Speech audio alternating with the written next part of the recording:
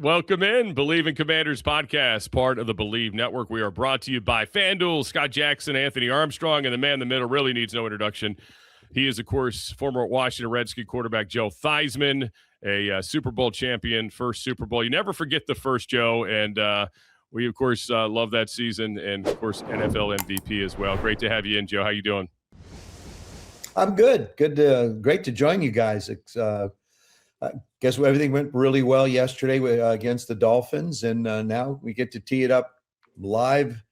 And it'll be interesting to see who plays, how much somebody plays, and how they do. Yeah. I heard a lot of good reports. They say Jayden was accurate as ever. Offense hit some big plays. From your standpoint, what did you see from this offense growing from learning a new offensive scheme? How did they perform? What was your opinion on them right now at this point of the season? Well, it's so, Anthony, it's so early to tell. I think that, first of all, it really isn't a new system. I think having David Bleav been with the team previously under Cliff, there'll be some different types of offense, a little bit of changes, but the terminology, which is always the hardest thing to do, to be able to communicate with the players in the huddle is one of the things nobody really talks about. And these plays today are so expansive in their nature that you really have to take some time to do it. And fortunately, from a transition standpoint, Jayden doesn't have to do that, nor Marcus or Sam or anybody. It's an opportunity just to be able to continue to grow in the offense, a little bit of a different style. I feel like Jayden will be under center more, which is great. I think he can get the ball out of his hands quicker, which will be great. I feel like Terry will be used in a much more expanded way. I think that'll be great. Stefan will add an element to it of veteran leadership to be able to go out and do the things that he's done so well over the years. So from an offensive standpoint, of course, losing Larry is a big blow for us. But I think Coleman will step in and do a good job. So, he sort of was trained for that position anyway. And for us, it seems like it's always next man up. I don't know why, but like the last 3 or 4 years, gee whiz, it's like enough already. We don't need another guy having to step in and another guy stepping in. How about just giving us 5 guys up front that can play for a while? I mean, that's, please. Right. Well, Joe, as you know, from your time, I mean, you guys are great at the next man up, right? With Joe Gibbs, that was one of the things that was so great about the Hogs. You had a lot of interchangeable parts when you did lose people. Well, yeah, but the difference when we played, Scott, was it's simple. Our guys got a chance to practice and play the backups. Today, you really, I mean, heck, I was talking to somebody the other day, and they said John Riggins was watching practice. He says, when's practice going to start? I mean, really, one practice a day, shorts, don't hit anybody. It's a contact. Did anybody forget that it was a contact sport? Right. When did it become flag training? And I think that's one of the things that you don't see is you don't see guys get tempered. I'm not saying we go back to the old days. I mean, when I started in the league in the 70s, it was 6 preseason games. Now, I was at camp July 4th. I was in with the rookies, and then we had the vets come in, and then we started. We really used the preseason to get in shape. There were so many games, and a lot of guys played. And so if you did lose people, you had guys that had some playing time behind them. In this case, in this scenario where the NFL Players Association doesn't want anybody to hit anybody or touch anybody, and if it looks like it might be a little bit rough, oh my gosh, how could you allow that to happen? But I don't think it serves the product that well. Hey, I'm all for protecting players, but it doesn't. Yeah. Look at Larry's situation.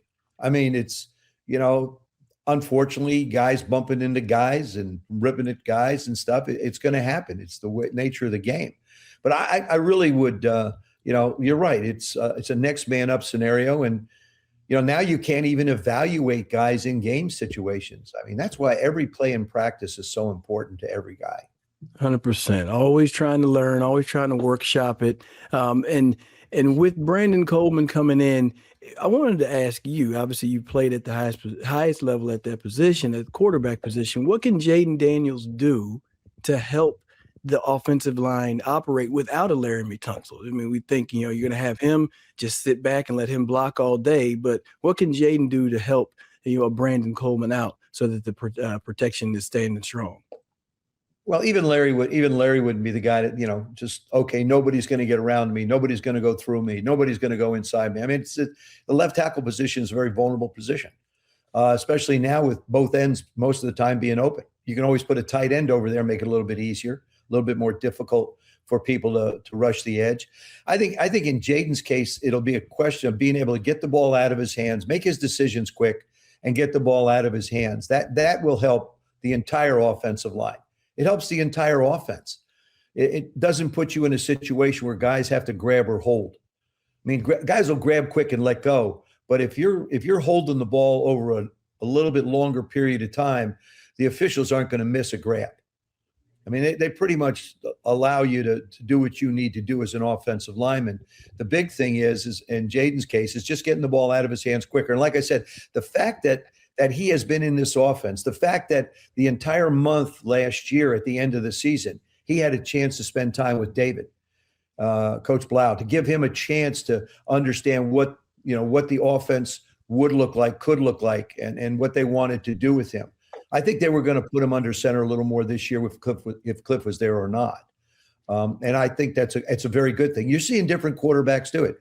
Jalen Hurts in Philadelphia, Patrick Mahomes in Kansas City, even Josh Allen to a degree up in Buffalo. You see more and more of a trend moving back to being under center. I think the quarterback's ability to deceive defenses is better under center than it is in the gun or the pistol. Plus, it also allows the offensive line not to have to hold their blocks as long. I mean, if you're back 6-7 yards, guys just line up in track stances and just come on. Yeah. Very true. Joe Theismann's with us here. Bleav in Commanders, brought to you by FanDuel, part of the Bleav Network. Scott Jackson and Anthony Armstrong here with you. Joe, when you made the switch, when Joe Gibbs comes in, you're learning a new offense yourself, right? And you're a vet at this point. You've been around the league a little bit. What do you remember from that transition? And maybe what was the biggest challenge? Was it verbiage? Was it just, getting used to, this what Joe wanted to do? And obviously you guys changed it a little bit too early in the, after that 0-5 start that year. Yeah, it was really trying to understand what Joe wanted to accomplish. Our offense, as I look back on, of course, it wasn't that easy in the beginning, but ours was fairly simple. We could bring a guy in, as Joe installed this offense. We could bring a guy in on a Tuesday, and he would probably have 80% of what the offense would look like by Sunday, simply because we had a very basic system. All the routes were numbered 0 through 9.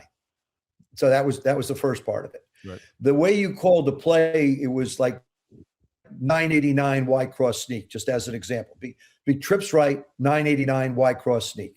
I'll say the trips right tells you it's trips to the right. You got a single receiver to the left, tight end, H back to the right, Z to the right, running back offset to the left. That's the formation. 989, the first digit was the single receiver side.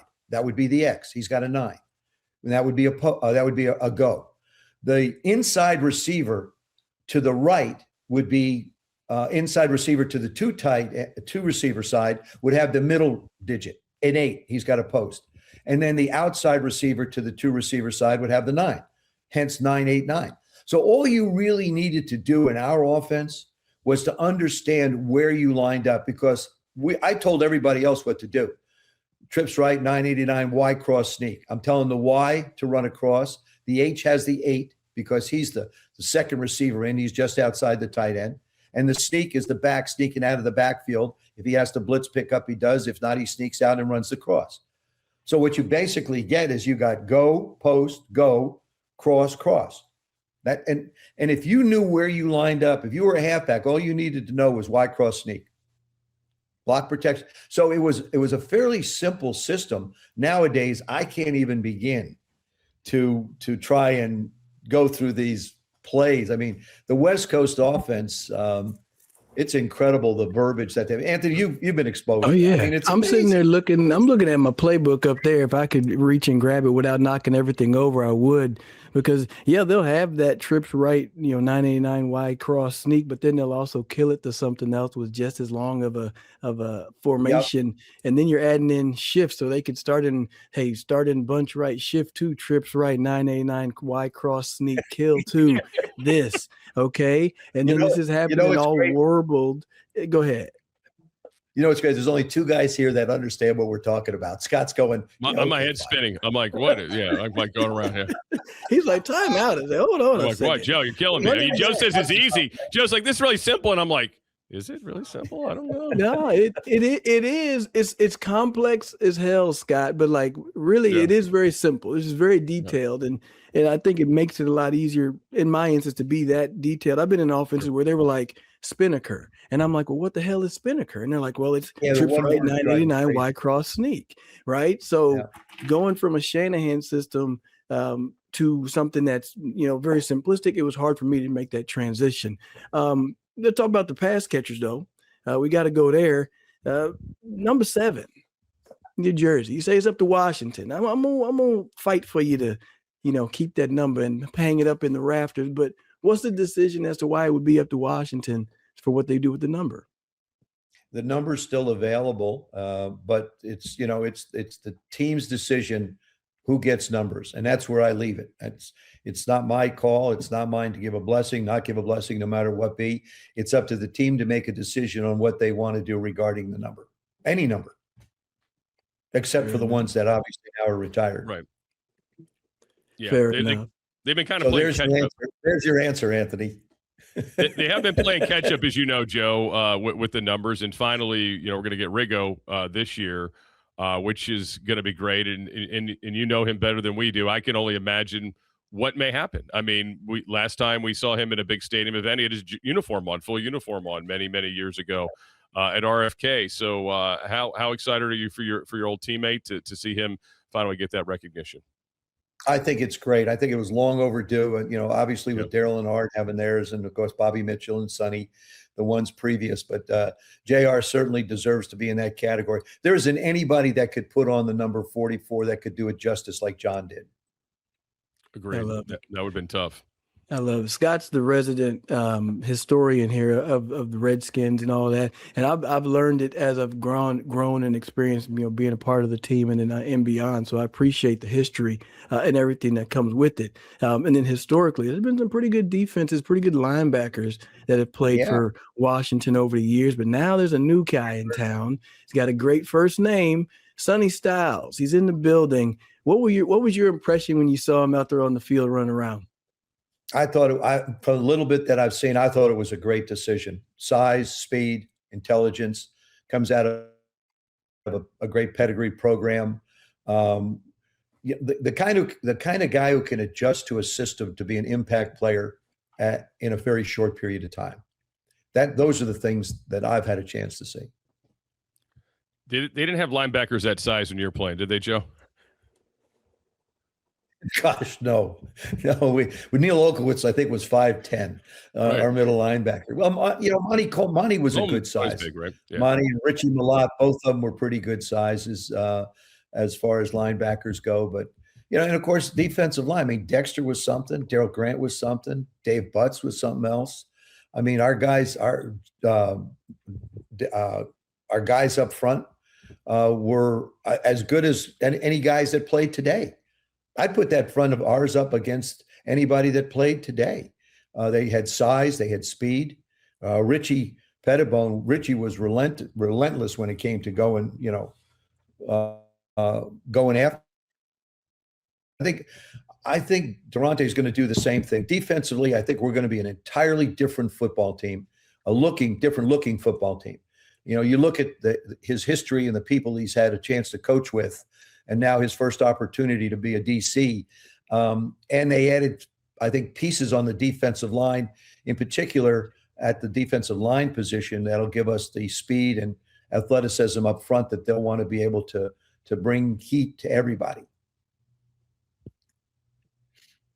Yeah, absolutely. We're here with Joe Theismann here on Bleav in Commanders, brought to you by the Folks at FanDuel, part of the Bleav network. Watching them this last 3 days I was out there, the speed is so much different from a year ago, which is great to see. And it's obviously a younger group, too, as you said, really going after things. Watching this receiver group yesterday in particular against the Dolphins, obviously Stephon Diggs brings another element to them. But, you mentioned Terry earlier, and he's not going to be stationary anymore, moving around. But what kind of caught me off guard, Joe, was they've got some really good depth there. I mean, even a veteran like Van Jefferson, he might be on the bubble, which is kind of wild because he gets open all the time. And they got some of these younger guys that are developing there. But you were a guy who played with a lot of really good receivers. How challenging can that be at times for the quarterback to as they say, feed a lot of mouths and keep guys happy, or is it really just as simple as going through progressions? It's simple as going through progression, Scott. You really don't want to get into feeding mouths. We've seen guys gripe and complain, guys in Pittsburgh, guy in New England, guys that have been in different places, throw me the ball. Then they throw them the ball and they drop them. I mean, it's like, why doesn't somebody say to him that, you're spilling your food here. The food is running out of your mouth to the floor. I've always felt this way, that the routes that Joe designed, and Dan Henning, who was the OC at that time, and even when I played for Teddy Marchibroda and Joe Walton, the routes that were designed, it's my job to find the open receiver, not to necessarily feed somebody's ego. And that was very clear the way we ran our offense. A lot of guys had a lot of catches. Art was our featured move guy, and when we needed a first down, he'd be the one we go to. Charlie was a guy who could go down the field. Virgil and Alvin were great when it came to people trying to press them and getting up the field and getting away. See, from a quarterback's perspective, when you have the best chance to be able to win on a route is when they get that first break away from the defenders, because then they have to sort of catch up. And as far as, picking out a person to try and designate the route to, you're going to design a route to go possibly to someone else. But you always have to be prepared to go somewhere else, simply because the defense isn't stupid. It's like Terry got doubled a lot. To his credit, to have the accomplishments that he's had over the last couple of years is just amazing. It just shows how really good he is. But, our tight ends also, Yankov, I guess, has had himself a heck of a camp, from what I understand. So the tight end position has become so much more valuable. And it was really a big part of what we did a year ago. Our tight ends were so essential to every situation. When it got down to the goal line, when we needed a first down, when it was fourth down, it was more of a look for the tight end kind of a play. I think it'll be a little bit different this year. Like I said, I'm excited about this offense, but I think we've got people in places to be able to make plays, and people that can be versatile enough to go different places. And you love competition. And this is what I was going back to before. You've got competition at the wide receiver position, which means that every route you run, every play that you play has major significance, because the rotation is such that when's the next opportunity going to come? So, I mean, literally in a practice, you could have 4 balls thrown to you, but are you in position to be able to throw a block for the running back? Nobody would think of that. Everybody says, oh, he's catching the ball. He's not catching the ball. That's part of it. But are you lined up in the correct place? Do you get the correct depth? Are you sitting down in the hole? Can you get away? Can you make a 50-50 catch? There's a list of things that you may only get 4 or 5 opportunities in the course of a practice. And like I say, now you only have one practice. Like 12 days of training camp versus months. I don't recommend months anymore, but it was, I love training camp though, man. I love the game. I still love the game to this day. I couldn't wait to get to training camp. First of all, if one of the players had some babies at home, it's a chance to sleep. Yeah, you ain't lying. It's simplistic, but it's a chance to sleep. Unfortunately, the wife at home make it a little bit tougher, or in this day and age, whomever's at home, it makes it a little bit tougher.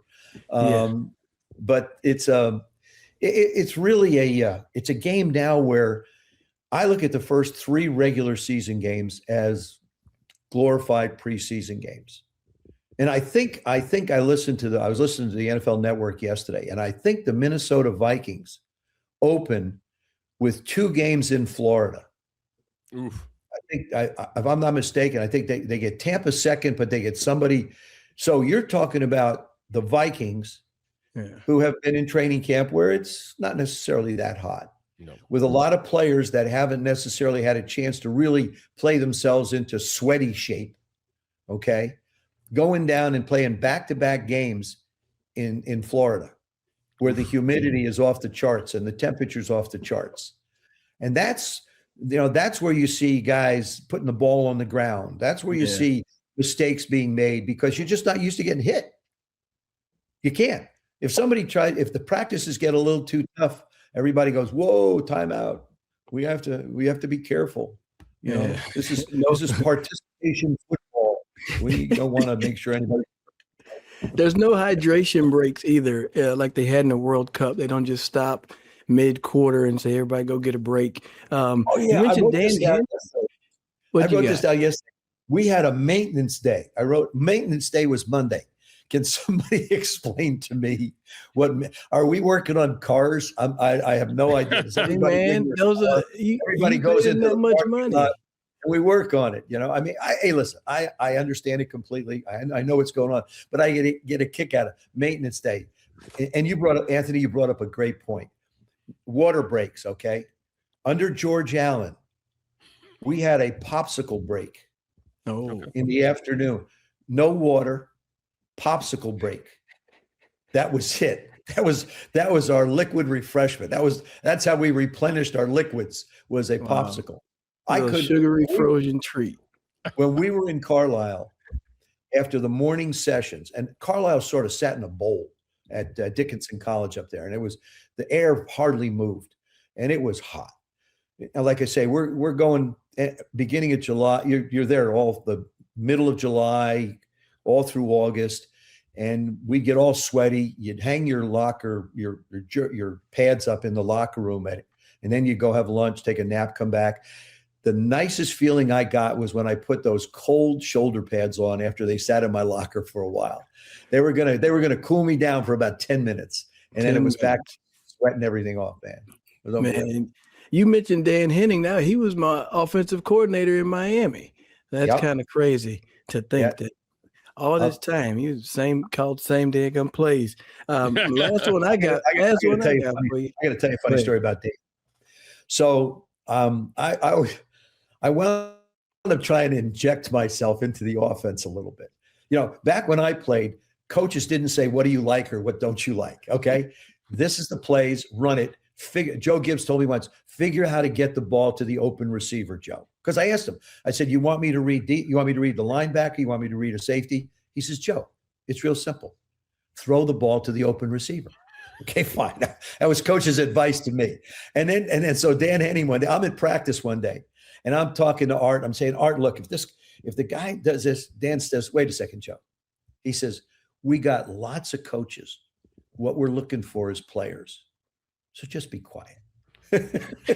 Never again did I. And Anthony, you can just see Dan doing that, right? I mean, it's just that's the way he was. You just go out there, run your route. Don't ask no questions, man. Just be where you're supposed to be. Exactly. And that's the big thing too. Is Warren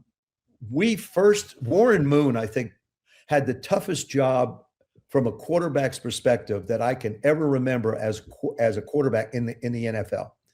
He played in an offense down in Houston where basically when the receivers hit the top of the routes, they had two-way goes.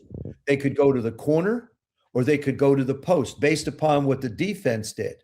Now, I didn't like the fact that the receivers were going to make decisions based upon what they saw, because my perspective where I was standing and their perspective down the field was different.